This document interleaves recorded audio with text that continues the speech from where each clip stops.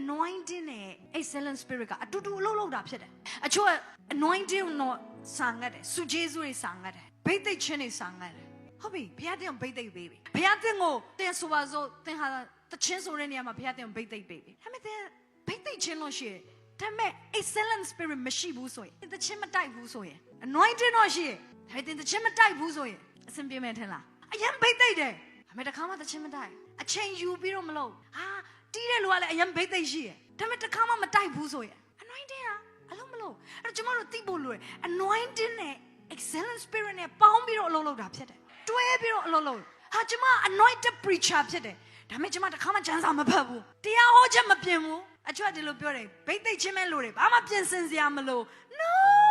မဟုတ်ဘူးဘိတ်သိက်ချင်းလဲလိုတယ်ပြင်ဆင်ဖို့လဲလိုတယ်အကောင်းဆုံးပြင်ဆင်တာအကောင်းဆုံးတရားဟောချက်ပြင်ဖို့လိုတယ်လေ့လာနေဖို့လိုတယ်ဖျားတနာထောင်နေဖို့လိုတယ်ပြင်ဆင်ရတယ်မပြင်ဆင်လို့မရဘိတ်သိက်ချင်းတစ်ခုတည်းအလုံးမလုံးဘူးမိတ်ဆွေဘိတ်သိက်ချင်းနဲ့အတူတူ excellent spirit ကအလုံးလုံးတယ်နှစ်ခုလုံးရှိရမယ်ဘိတ်သိက်ချင်းလည်းရှိဖို့လို့ဆိုတော့အဲ့ဘိတ်သိက်ကိုရေရှည်ထိန်းထားနိုင်ဖို့ excellent spirit ရှိရအချို့တွေက